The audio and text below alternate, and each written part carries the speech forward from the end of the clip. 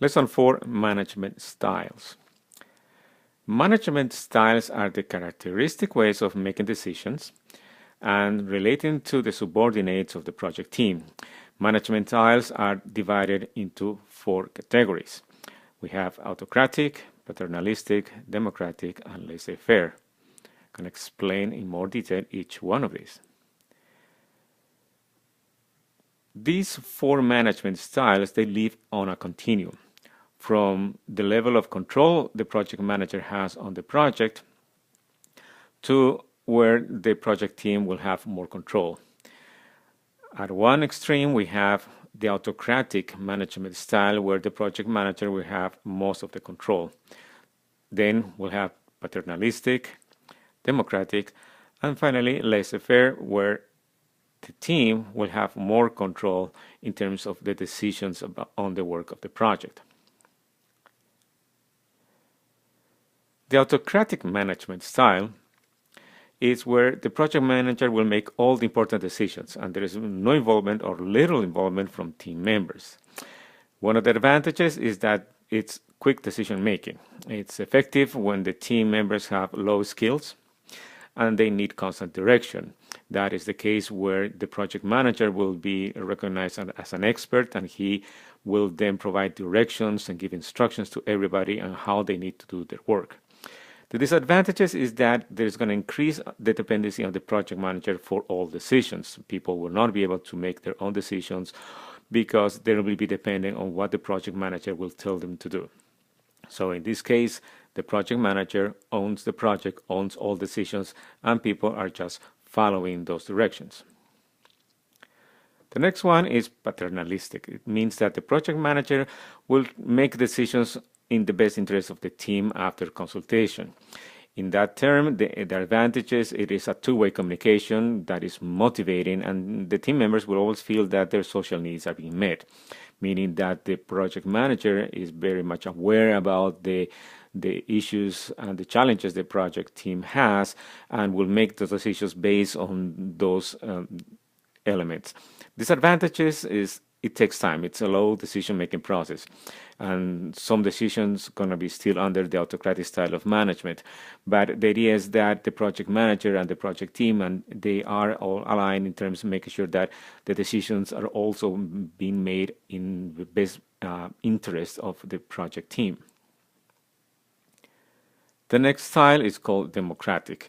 That's when the team members are allowed to make their own decisions. All the work is done on the basis of the majority decisions. That means that everybody is consulted before a major decision is made and the whole team comes to an agreement. The advantages is that the project manager here is delegating to the team members some of that power, some of that decisions. It's useful when there is some complex decisions that are going to be involving the team and you need some special input, meaning that as a project manager, you're not an expert in all the areas of the projects that other people will need to put their input in how to solve a situation or a problem. And once everybody agrees on that decision, then you can take the actions.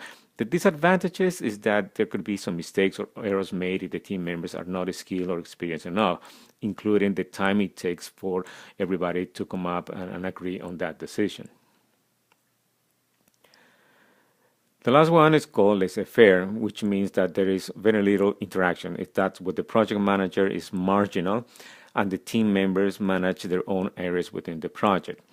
The advantages is that team members are open to be creative and manage and might make all the changes to their activities. This is a situation in where the project manager, basically his role will be more about making sure that there is a vision on the project, but he doesn't give instructions or detailed instructions to the people on how to do their work. They know what's the goal, but people have the skills, they have the knowledge, and they define how they're going to be able to achieve that goal. They can make changes. Here, the role of the project manager is just make sure that everybody's pointing to the end goal, but people will find different ways to make that happen based on their experience and skills.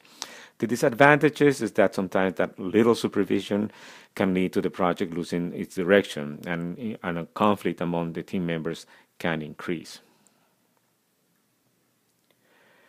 Here is a chart that can help you understand a little bit of the management styles and the type of focus. The when we have a task focus, when it's low or it's high, meaning very low focus on the task is important, or it is high focus, there is more important on the type of work and when we need to complete it.